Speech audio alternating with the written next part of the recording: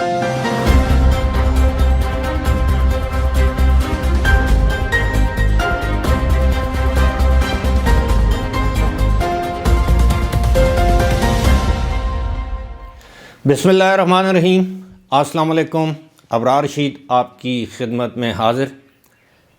मैं बहुत कम आपसे दरख्वास्त करता हूं कि मेरी वीडियो को आखिर तक देखिएगा, लेकिन ये एक ऐसा संगीन और नाजुक मामला है और एक ऐसा इशू है कि मैं चाहूँगा कि इस वीडियो को आप आखिर तक देखिए कि किस तरह हमारी दीनी सियासी जमातें, जिन्हें हम मज़हबी जमातें कहते हैं, मुख्तलिफ़ नामों पर पब्लिक में अमेरिका को गालियां देती हैं और दरपर्दा अमेरिका से डॉलर्स मांगती हैं या माली इमदाद मांगती हैं।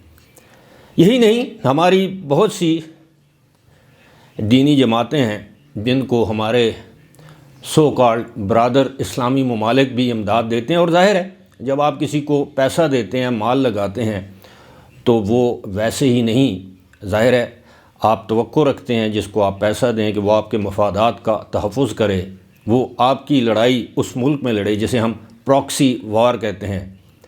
1980 और 90 की दहाई में दो ममालिक यानी सऊदी अरब और ईरान ने पाकिस्तान में अपनी अपनी जंगें लड़ी, जिसके नतीजे में सैकड़ों नहीं हज़ारों पाकिस्तानी जो हैं वो अपनी जानों से चले गए। आपको याद होगा जब पाकिस्तान में शिया सुन्नी फसादात होते थे, तो सुन्नी लोगों को सऊदी अरब सपोर्ट करता था, शिया अफराद को ईरान की सपोर्ट हासिल होती थी।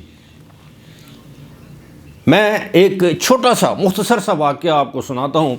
2005 के ज़ल्ज़ले के बाद मेरे एक दोस्त ने मुझे कहा कि सऊदी अरब से एक वफ़द आ रहा है और आप उसकी कवरेज के लिए उसके साथ बालाकोट चले जाएं, उसकी कवरेज करें। तो मैं उस वक्त के साथ अपने दोस्त की दरख्वास्त पर या उसकी हदायत पर, उसके कहने पर मैं उनके साथ चला गया और वहाँ पर बड़ा लेविश किस्म का लॉन्च था। वो इमदादी कामों के लिए आए थे। और मैं इतना आपको बता दूं कि उस वफ़द में यानी सऊदियों के साथ एक पाकिस्तानी, एक दीनी जमात के, छोटी सी दीनी जमात है, उसके सरबराह भी मौजूद थे, जिनको नवाज़ शरीफ बावजूद इसके कि उनकी कोई इतनी पब्लिक सपोर्ट नहीं है, उनको सेनेटर बना देते हैं हमेशा।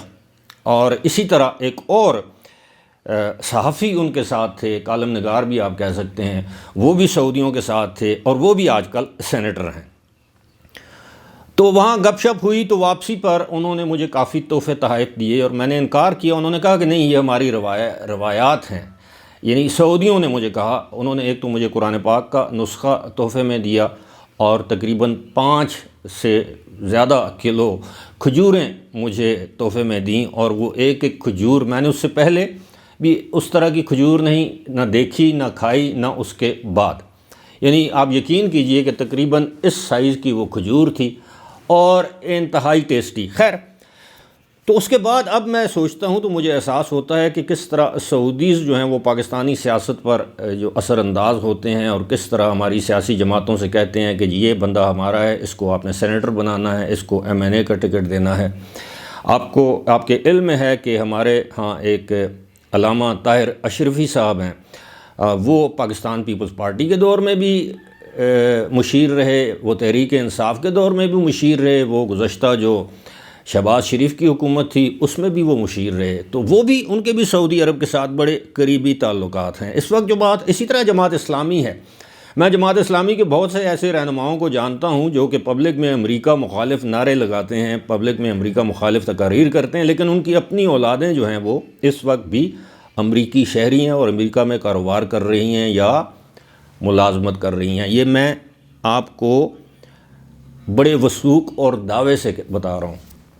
मैं जमात इस्लामी के रहनुमाओं की बात कर रहा हूँ। 1980 और 90 की दहाई में जब जहाद अफ़गानिस्तान था तो किसको नहीं मालूम कि जमात इस्लामी को कहाँ से इमदाद आती थी। खैर, वो अलग बात है। इस वक्त जो ज़ेर बहस जो जमात है वो है सुन्नी इत्तेहाद काउंसिल। सुन्नी इत्तेहाद काउंसिल 2008 या 2009 में इसका क़याम अमल में लाया गया। ये सुन्नी जमातों पर मुश्तमिल एक इत्तेहाद था, वसी इत्तेहाद।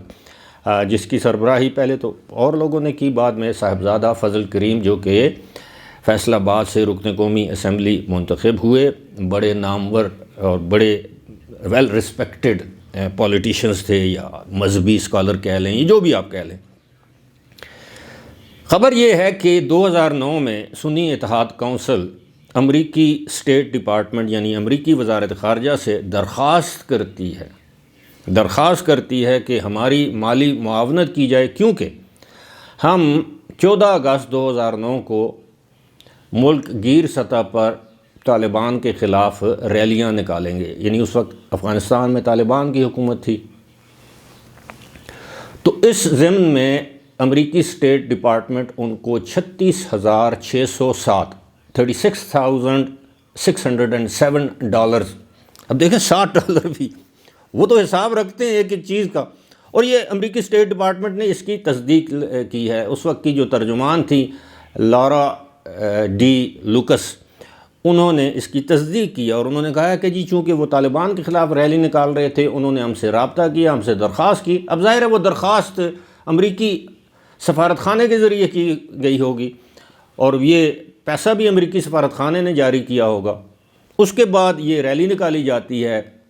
بعد ازاں سلمان تاثیر جو گورنر پنجاب ہیں، اچھا یہ ساری چیزیں پبلشڈ ہیں، میں اپنی طرف سے کچھ بھی نہیں کہہ رہا، تو سلمان تاثیر کا قتل ہو جاتا ہے۔ ممتاز قادری کے حق میں یہی سنی اتحاد کونسل مظاہرے کرنا شروع کر دیتی ہے، اور امریکی اسٹیٹ ڈپارٹمنٹ کو بڑی تکلیف ہوتی ہے کہ جناب ہم نے ان کو پیسے کس کام کے لیے دیے ہیں، اور یہ پھر مذہبی انتہا پسندی کے حق میں مظاہرے کر رہی ہے یہ جماعت، انہوں نے ان کی امداد بند کر دی۔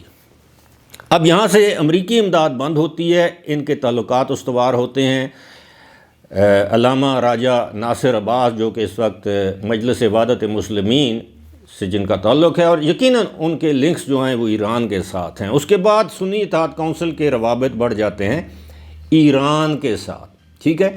ابھی گزشتہ دنوں 2 روز پہلے جب پریس کانفرنس ہو رہی تھی، جب پی ٹی آئی نے سنی اتحاد کونسل سے اتحاد کا اعلان کیا، اس وقت نہ صرف بیرسٹر گور جو قائم مقام چیئرمین ہے پی ٹی آئی کے وہ موجود تھے، بلکہ عمر ایوب جو سیکرٹری جنرل ہیں وہ پی ٹی آئی کے وہ موجود تھے، بلکہ ساتھ ہی ساتھ ان کے صاحبزادہ حامد رضا جو صاحبزادہ فضل کریم کے صاحبزادے ہیں، سنی اتحاد کونسل کے چیئرمین ہیں، وہ موجود تھے، بلکہ راجہ غلام ناصر عباس بھی موجود تھے۔ تو اس سے ثابت یہ ہوتا ہے بظاہر مبینہ طور پر آپ کہہ لیں کہ اب ایران کی جانب سے مجلس وحدت المسلمین ایک شیعہ جماعت، پہلے اس کے ساتھ اتحاد ہونا تھا، لیکن کسی نے پی ٹی آئی کو بتایا یا خود ان کو خیال آیا کہ جناب ایک مسلک کی جماعت سے اتحاد نہیں کرنا چاہیے، لہٰذا انہوں نے سنی اتحاد کونسل کا انتخاب کیا۔ سنی اتحاد کونسل بھی ایک مسلک کو ریپرزینٹ کرتی ہے، یعنی مسلکی جماعت ہے۔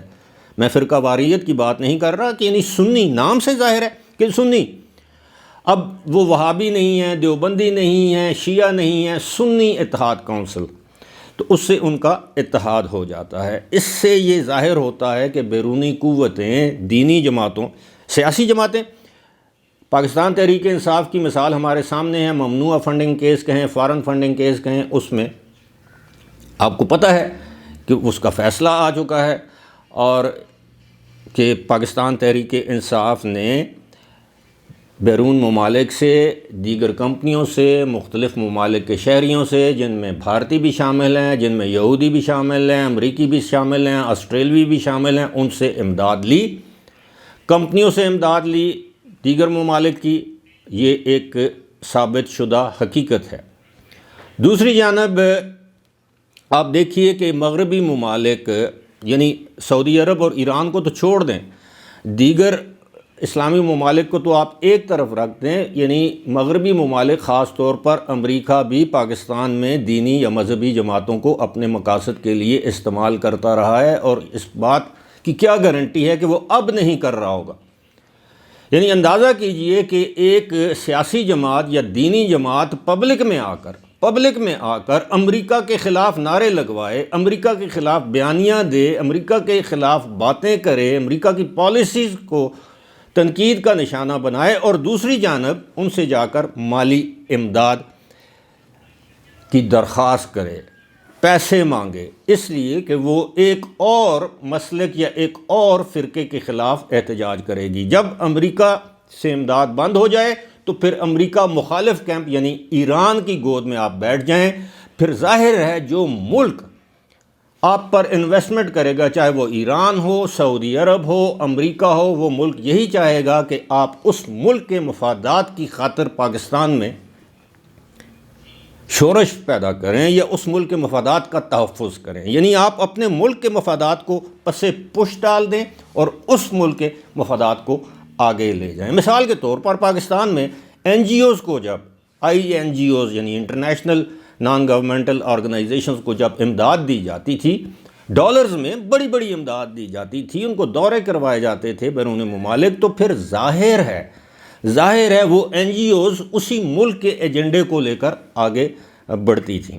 یہی صورتحال پاکستان کی بدقسمتی ہے، دینی اور سیاسی جماعتوں کی ہے، اور اب دو ایسی جماعتوں نے آپس میں اتحاد یا الحاق کر لیا ہے اقتدار کی خاطر، جن دونوں پر یہ الزامات ہیں اور ثابت شدہ الزامات ہیں کہ یہ فارن فنڈڈ جماعتیں ہیں۔ سوچئے گا ضرور، فیصلہ آپ کے ضمیر پر۔ اپنے کامنٹ سے آگاہ کیجئے گا، چینل کو سبسکرائب کیجئے گا، بیل آئیکن کو پریس کیجئے گا، اگر آپ کو ویڈیو پسند آئی ہو تو لائک کا بٹن دبائیے گا، کامنٹ سے ضرور آگاہ کیجئے گا، میں منتظر رہوں گا۔ فی الحال مجھے دیجیے اجازت، خدا حافظ۔